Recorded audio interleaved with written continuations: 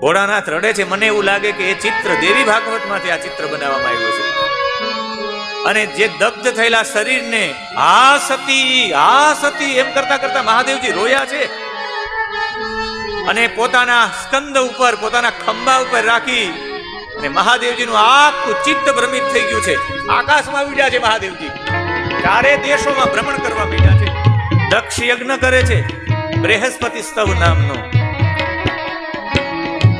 87,000 વીતી ગયા, વર્ષો વીતી ગયા છે. बीते संवत सहस्र सतासी, बीते संवत सहस्र सतासी, तजी समाधि शंभो अविनाशी,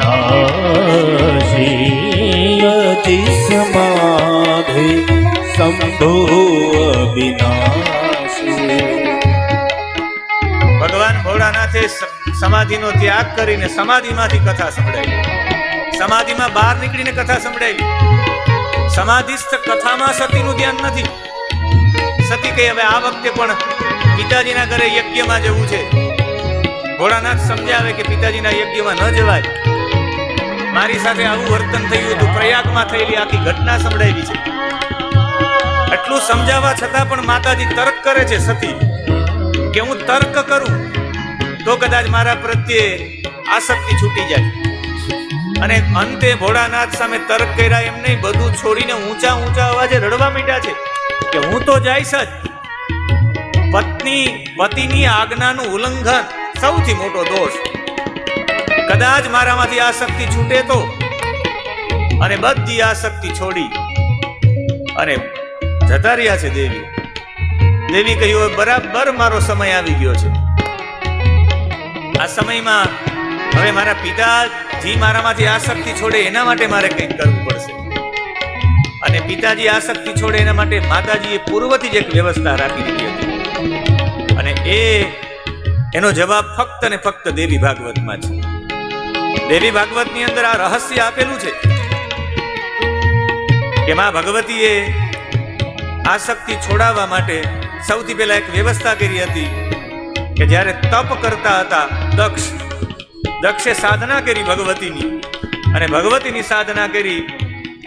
જંપુ નદીના તટ ઉપર દુર્વાસા સાધના કરતા હતા. જંપુ નદીના તટ ઉપર માં ભગવતી પ્રસન્ન થયા અને એ માયા બીજ જપતા હતા. રીમ રીમ રીમ.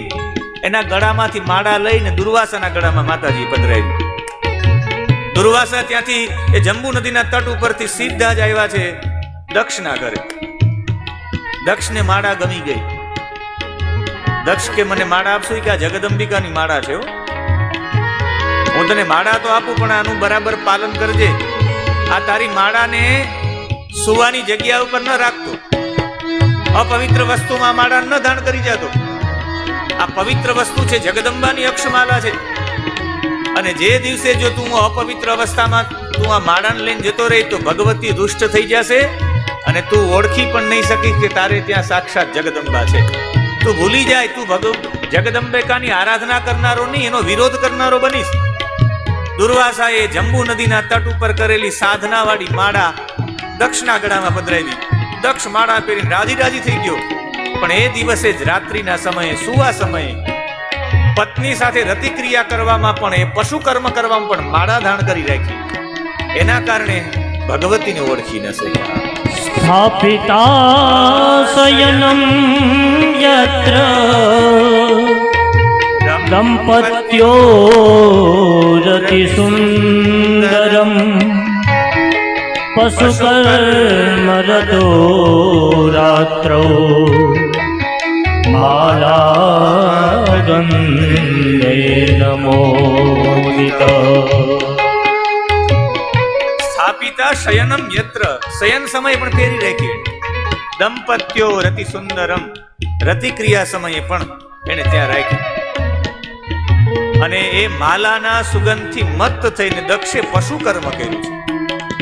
અને એના કારણે દ્વેષ બુદ્ધિ ઉત્પન્ન થઈ છે. એટલે એને શંકર પ્રત્યે પણ દ્વેષ કર્યો અને સતી પ્રત્યે પણ દ્વેષ કર્યો. પોતાની દીકરી પ્રત્યે ઘણા બધા યજ્ઞ કર્યા કે મને માન આપવા માટે ઊભો ન થાય મારો જમાય, બધા મને માન આપવા માટે ઊભા થાય ને મારો જમાય ઊભો ન થાય. આજથી આ એક પણ યજ્ઞમાં ન આવવો જોઈએ, યજ્ઞમાં આવે તો એના માટેનો ભાગ ન હોવો જોઈએ. એક પણ સભાની અંદર મહાદેવ ન આવવા જોઈએ. કેવા કેવા મહાદેવને ગાળો આપી છે, મહાદેવજી વિશે જેવું તેવું બોલ્યા છે. બીજા કોઈ તો બોલ્યા નહીં, પણ નંદી બોલ્યા કે જે મુખથી તું મારા મહાદેવની નિંદા કરે છે તારું મુખ તત્વ જ્ઞાન વિનાનું થઈ જાય. જે લોકો મહાદેવને નથી માનતા, જે મહાદેવની પૂજા નથી કરતા, એના જીવનમાં તત્વ જ્ઞાન ન આવે. આ બધા શ્રાપ મળ્યા, સામસામે શ્રાપ મળ્યા. ભૃગુએ બ્રાહ્મણોને, ભૃગુ નામના બ્રાહ્મણે નારદ નંદી આદિને શ્રાપો આપ્યા, શિવ ભક્તોને. આ દ્વેષ બુદ્ધિ ઉત્પન્ન થઈ માળાના કારણે. પરમાત્માએ આપેલી માળા, કોઈ દેવતાઓએ આપેલી માળા, કોઈ મહાપુરુષો આપેલી માળા પૂજામાં રાખવી જોઈએ. આમને ગળામાં ધારણ કરી છે અને એની સુગંધથી ઉન્મત્ત થઈને પશુ કર્મ કર્યું છે. એટલે ભૂલી ગયો છે કે આ સાક્ષાત એના ઘરે બીજા કોઈ નહીં, સાક્ષાત જગદંબા છે. અને આજે જગદંબા સતી કનખલમાં આવે છે. કનખલની અંદરનું વાતાવરણ જુએ છે તો પોતાના પિતાજી એક વખત એને પ્રેમપૂર્વક બોલાવે, પ્રેમપૂર્વક એની સામે જુએ એટલે વારંવાર એની પાસે જાય છે. એક વખત મારા પિતા મારી સામે દ્રષ્ટિ કરે, એક વખત મારા પિતાજી મારી સામે દ્રષ્ટિ કરે. પણ માતાજીની સામે દ્રષ્ટિ તો ન કરી, પણ બોલ્યા છે. આ જગતમાં બાપ જો દીકરીથી વિમુખ થઈ જાય તો મોટા ભાગના દીકરી છે એને મરવા તુલ્ય થઈ જાય. એના ઘરમાં કદાચ એની માં ન બોલાવે તો ચાલે, ભાઈ ન બોલાવે તો ચાલે, પણ જો પિતા ન બોલાવે તો દીકરી માટે મૃત્યુ તુલ્ય થાય. દીકરી અને પિતાનો સંબંધ એવો છે કે આજ પિતાજીને બોલાવવા માટે વારંવાર પિતાજી પાસે જાય છે. પિતાજી મુખ ફેરવી જાય છે. એ યજ્ઞશાળાની પ્રદક્ષિણા કરે છે સતી. એક વખત મારા પિતાજીનો દ્રષ્ટિ મારા ઉપર પડી જાય, પણ પછી તો આમને પણ ગુસ્સો આવ્યો. દ્વેષ બુદ્ધિ થઈ હતી ઓલી માળાના કારણે. તમે શુભ વસ્તુઓ અશુભ વસ્તુમાં પ્રયોગ કરો તો બુદ્ધિ તમારી કુંઠિત થાય. દક્ષે કહ્યું કે જેનો પતિ અમંગળ હોય એની પત્નીએ ઉભા રહેવું ન જોઈએ.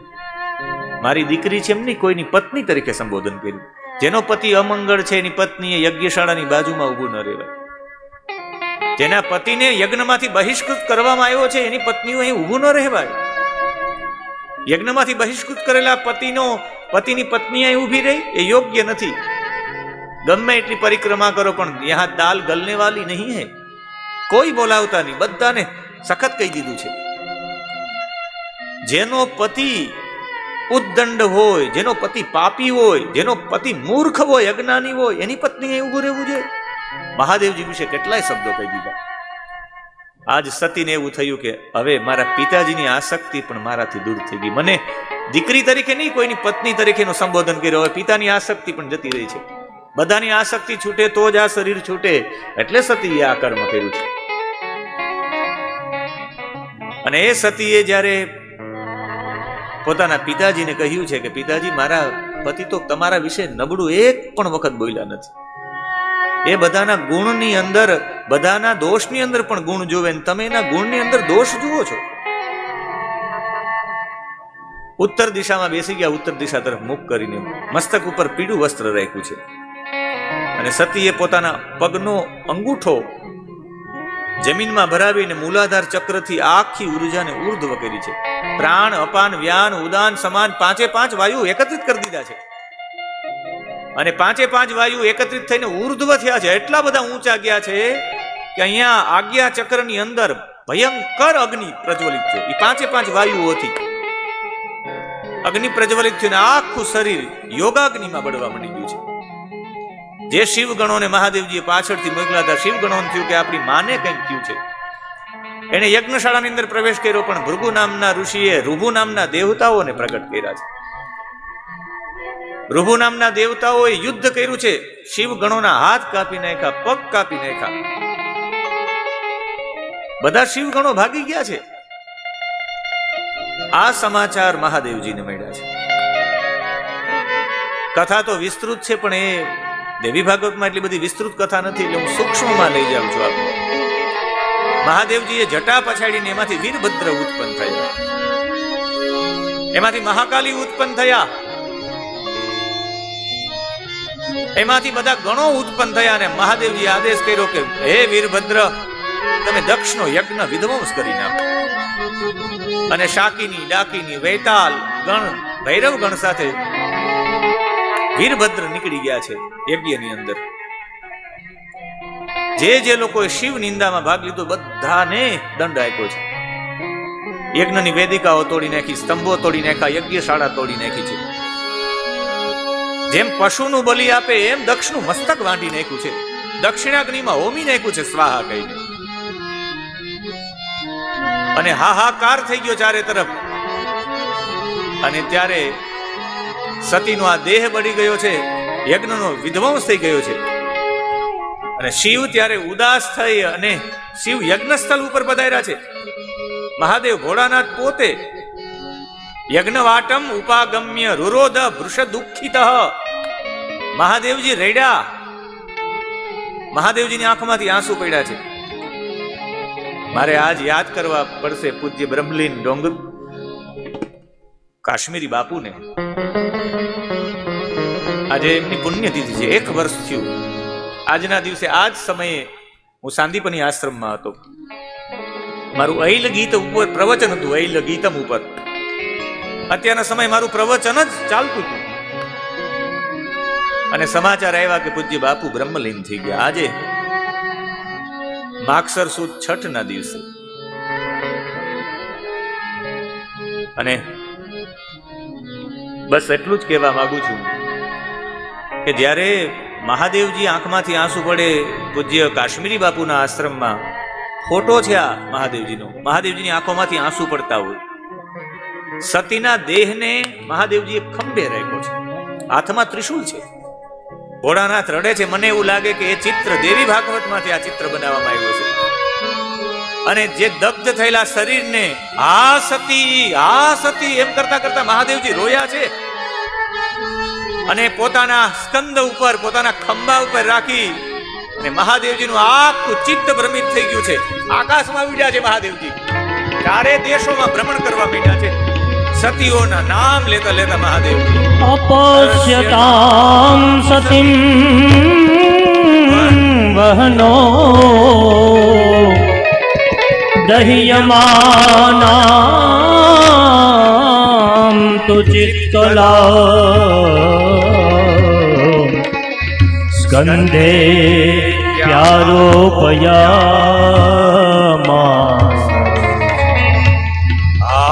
સતી તે વદન મોહ. આ સતી ઇતિ વદન મોહ. મોહ એટલે વારંવાર, વદન એટલે બોલતા હતા. વારંવાર ભોળાનાથ સ્કંદે સ્કંદ ઉપર અપી આરોપયામાસઃ, ખંભા ઉપર લઈને આકાશમાં ભ્રમણ કરતા કરતા આ સતી. મને કહેવાની ઈચ્છા થાય, સતીએ એટલા બધા પ્રયત્નો કર્યા આ શક્તિ છોડાવવા માટે. જો ન કર્યા હોત તો ભોળાનાથની હાલત શું થાય? એટલા પ્રયત્નો થયા તો એ ભોળાનાથ આ સતી કહેતા કહેતા વારંવાર બોલતા રુરોધ ભોળાનાથ રડવા માંડ્યા છે. અને એ સમયે આકાશ મંડળમાં ફરવા માંડ્યા ત્યારે બ્રહ્મા આદિ દેવતાઓ પૂજાય. બધા દેવતાઓ કહે કે હવે આપણે શું કરશું? બધાએ નારાયણને પ્રાર્થના કરી. નારાયણ, શીઘ્રતા પૂર્વક તમે ધનુષ્ય ઉપર બાણ ચડાવો. વિષ્ણુસ્તુ ત્વરયા તત્ર ધનુમ ઉદ્યમ્ય માર્ગણૈઃ. મહાદેવજીના આ જો એક સંહાર કરવા વાળી શક્તિ સતીના દેહને લઈને જો આમ વિચરણ કરવા મળશે તો આ સંહાર શક્તિ જ આખા જગતને સંહાર કરવા વાળી શક્તિ આવી રીતે ભ્રમિત થઈ જાય. સતીની આ શક્તિ છોડાવો, વિષ્ણુ ભગવાનને કહેવામાં આવ્યું બધા દેવતાઓ. અને ત્યારે વિષ્ણુ ભગવાને ધનુ ઉદ્યમ્ય માર્ગણૈઃ, જેવું ધનુષ્ય છોડ્યું છે એ છોડવાની સાથે માતાજીના શરીરના અંગો કપાઈ ગયા છે. અને જેવા જ બધા શરીરના અંગો એક છિન્ન ભિન્ન થઈ ગયા અને એ જે સ્થાનો ઉપર પડ્યા ભગવાન શંકરે અનેક વિગ્રહ ધારણ કરી અને મહાદેવજી પણ અનેક વિગ્રહો જેમ જેમ માતાજીને અલગ પડ્યા એમ મહાદેવજીએ પણ અલગ અલગ શરીર ધારણ કર્યા છે. અને મહાદેવજીએ જે સ્થાનો ઉપર એ વિગ્રહો પડ્યા ત્યાં મહાદેવજીએ એ સ્થાનો ઉપર જઈને પુરસ્ચરણ કર્યું છે. મહાદેવજીએ સતીના એ બધા સ્થાનો ઉપર જઈને જપ કર્યા છે, ધ્યાન કર્યું છે, સમાધિ કરી છે, રીમ મંત્રનો જપ કર્યો છે મહાદેવજી દરેક સ્થાનોમાં. એટલા સ્વરૂપ મહાદેવજી પણ ધારણ કર્યા છે. કેટલો પ્રેમ હશે. તત્ત તત્સ્થાનેષુ તત્રાસીન નામ મૂર્તિ ધરો અરહ. મહાદેવજીએ પણ એટલા જ રૂપ ધારણ કર્યા છે. ભજંતી પરયા ભક્ત્યા, અને એટલું જ ભજન કર્યું છે માં અંબિકાનું રીમ મંત્ર સાથે પુરસ્ચરણ કર્યો. માયા બીજમ વિશેષતઃ. આ દરેક જ્યાં જ્યાં માતાજીના અંગો પડ્યા એને શક્તિપીઠ કહેવામાં આવે. દેવી ભાગવત એવું કહે આ શક્તિપીઠ 1 2 ની 108 શક્તિપીઠો છે.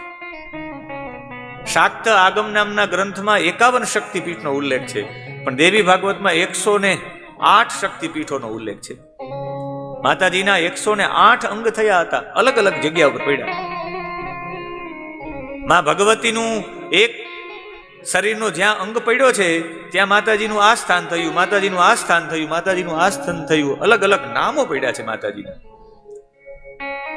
2 મિનિટ માટે તમને 51 શક્તિપીઠનું દર્શન કરાવવા માંગુ છું. માતાજીના ક્યાં ક્યાં અંગો પડ્યા, ત્યાં કઈ કઈ શક્તિપીઠ થઈ. મહાદેવજીએ ત્યાં જઈને રીમ મંત્રનો જપ કર્યો. એટલે એક પણ શક્તિપીઠ એવી ન હોવી જોઈએ જ્યાં શિવજીની મૂર્તિ ન હોવી, શિવજીની લિંગ ન હોવી જોઈએ. જ્યાં શિવ હોય ત્યાં શક્તિ હોય, શક્તિ હોય ત્યાં શિવ હોય. માતાજીનું મંદિર હોય તો એક નાનકડી શિવલિંગ હોવી જ જોઈએ. અહીં સુવાઈ માતાજીના મંદિરમાં પણ એક નાનકડી શિવલિંગ હોવી જોઈએ. જ્યાં જ્યાં શક્તિઓ ગઈ છે ત્યાં શિવે અનુષ્ઠાનો કર્યા છે. શક્તિ હોય ત્યાં શિવને અનુષ્ઠાન કરવા માટે જવું જ પડે. મહાદેવજીને શક્તિની આરાધના કરવી જ પડે. એટલે મને એવું લાગે કે વાઘ પરિવારે મહાદેવ નામધારીને પણ આરાધના માટે બોલાવ્યો 9 દિવસ. ઓલા મહાદેવ તો આરાધના કરે કે ન કરે, પણ આ મહાદેવ તો આરાધના કરવા આવે. એટલે જ કદાચ 3 વર્ષ પહેલા કથાનું નક્કી થયું હતું ત્યારે કથા ન થઈ શકી તો એ આગ્રહ હતો ને પાછો હમણાં કોરોના આવવાની તૈયારી હતો, ચીનમાં ને બધાયમાં હતું. પણ જીકારભાઈ અને લખમણભાઈ કે આ વખતે કોરોના આવે તો એ કથા તો માતાજીને સંભળાવે છે. અમે 4 જણા બેસશું, બાકી કથા કરવાની છે. કોરોનાને આવવો હોય તો ભલે આવે, પણ આ વખતે માતાજીને દેવી ભાગવત સંભળાવવાની છે. કોઈ પણ ભોગે. માતાજીનું મુકુટ હતો મસ્તક ઉપરનો, મુકુટનો ભાગ એ જ્યાં પડ્યો એ પશ્ચિમ બંગાળમાં પડ્યો છે. હુગલી નામની નદી પાસે, લાલબાગ પાસે આજે કિરીટી નામની શક્તિપીઠ છે. ત્યાં માતાજીના વાળ કેવું બાણ માર્યું છે ભગવાન વિષ્ણુએ. માતાજીના 108 ટુકડાઓ છે. એમાં મુખ્ય ભાગો જ્યાં પડ્યા એને 51 શક્તિપીઠ કહેવાય. માતાજીના વાળ કેશપાસ વૃંદાવનમાં પડ્યા. કાત્યાયની નામની શક્તિપીઠ છે, અમારા કુળદેવી છે કાત્યાયની. માતાજીનું એક નેત્ર હિમાચલ પ્રદેશમાં પડ્યું, બિલાસપુરમાં, જેને નૈના દેવી તરીકેની શક્તિપીઠ માને છે બધા. માતાજીની કાનની પટ્ટી, આ કનપટ્ટી લદાખમાં પડી. શ્રી પર્વત ઉપર શ્રીદેવી શક્તિપીઠ નામની શક્તિપીઠ છે. માતાજીની એક આંખ અમારા વારાણસીમાં, કાશીમાં પડી, વિશાલાક્ષી નામની શક્તિપીઠ છે. માતાજીનો ગાલનો ભાગ આંધ્રપ્રદેશમાં પડ્યો, કબ્બૂરમાં, ગોદાવરી નામની શક્તિપીઠ છે. માતાજીના દાંતના ઉપરના ભાગ, દાંત પક્તિ, કન્યાકુમારીમાં પડી, શુચિન્દ્રમ નામની શક્તિપીઠ છે. માતાજીના નીચેના દાંતની પંક્તિ પંચસાગરમાં પડ્યા છે, પંચસાગર શક્તિપીઠ છે. માતાજીનો ઉપરનો હોઠ ઉજ્જૈનમાં પડ્યો, ભૈરવી શક્તિપીઠ નામની શક્તિપીઠ છે.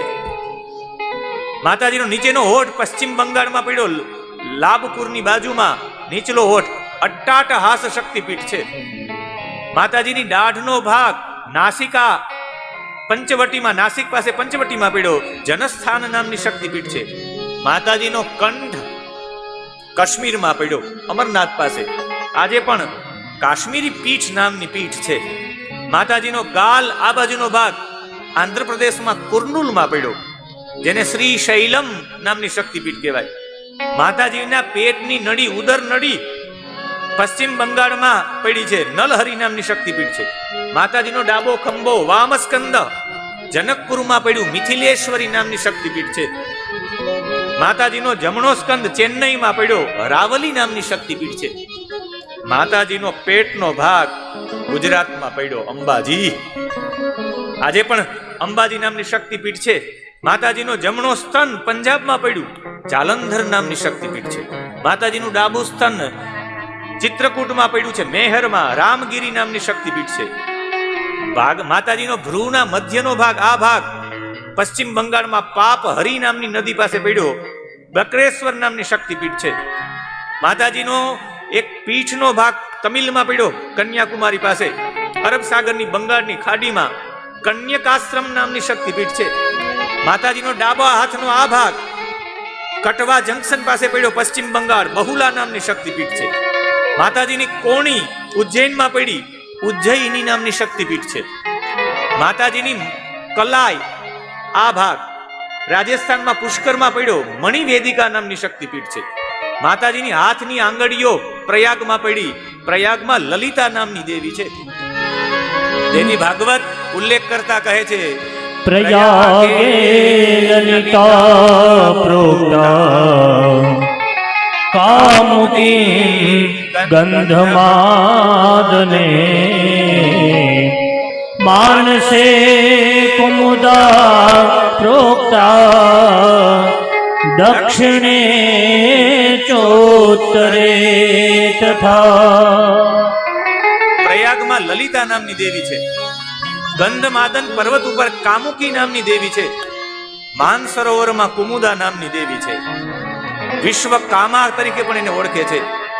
મંદરાચલ પર્વત ઉપર કામચારિણી, હસ્તિનાપુરમાં જયંતી, કાન્યકુબ્જમાં ગૌરી, મલયાચલ પર્વત ઉપર રંભા. એમ અલગ અલગ માતાજીના જ્યાં જ્યાં સ્થાનો પડ્યા, એમ માતાજીની નાભી ઉડીસામાં પડી છે, જેને પુરી કહીએ છીએ આપણે. કાંચી નામની શક્તિપીઠ છે. કાંચી પીઠાધીશ્વર કહેવામાં આવે છે, કાંચી કોટી પીઠ કહેવામાં આવે છે. માતાજીની નાભી ત્યાં પડેલી છે. માતાજીના હાથનું કંકણ તમિલનાડુમાં કાંચીવરમમાં પડ્યું છે, કાંચી નામની શક્તિપીઠ છે. ઓડિશામાં ઉત્કલ નામની શક્તિપીઠ, ત્યાં માની નાભી પડી છે, ઉત્કલ શક્તિપીઠ. માતાજીનું નિતંબ અમરકંટકમાં એમપીમાં પડ્યું, કમલ માધવ નામની શક્તિપીઠ છે. માતાજીનો શૌણ એટલે જમણો ભાગ એ શોણેશ્વર નામની શક્તિપીઠમાં પડ્યો. માતાજીનો ગુપ્ત ભાગ અસમમાં ગુવાહાટીમાં પડ્યો, કામાખ્યાના નામથી ઓળખવામાં આવે છે. આજે પણ માતાજીને એક વસ્ત્ર ઓઢાડવામાં આવે છે કામાખ્યામાં. એ આ વસ્ત્ર ઓઢાડવામાં આવે, સફેદ વસ્ત્ર આખું લાલ થઈ જાય છે. મહિનામાં 3 દિવસમાં આવી ઘટના ત્યાં થાય છે. એનાથી આગળ જયંતી નામની શક્તિપીઠ છે. માતાજીની જાંગ મેઘાલયમાં પડી, જયંતી નામના ગ્રામમાં. માતાજીની જમણી જાંગ પટનામાં પડી, મગધેશ્વરી નામની શક્તિપીઠ છે. માતાજીનો ડાબો પગ પશ્ચિમ બંગાળમાં શાલવાડી પાસે પડ્યો, ત્રિસ્ત્રોતા એવી શક્તિપીઠ છે. માતાજીનો જમણો પગ ત્રિપુરમમાં પડ્યો, રાધકિશોરી નામના ગામમાં ત્રિપુરા સુંદરી નામની શક્તિપીઠ છે. માતાજીનો ડાબી બાજુનો ઘૂંટણ પશ્ચિમ બંગાળમાં મિદંતપુરમાં પડ્યો છે, વિભાસ નામની શક્તિપીઠ છે. સૌથી વધારે શક્તિપીઠો પશ્ચિમ બંગાળમાં છે. માતાજીનો જમણો ઘૂંટણ હરિયાણામાં પડ્યો છે, દ્વેપાયન સરોવર પાસે, કુરુક્ષેત્ર પાસે. દેવી કૂપ નામની શક્તિપીઠ છે.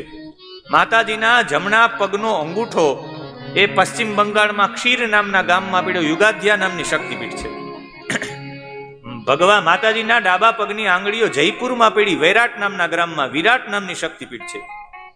માતાજીના જમણા પગની આંગળીઓ કલકત્તામાં પડી, કાલી ઘાટ ઉપર. કાલીનું મંદિર આજે પણ ત્યાં છે. રામકૃષ્ણ પરમહંસને જે પ્રસન્ન થયા હતા.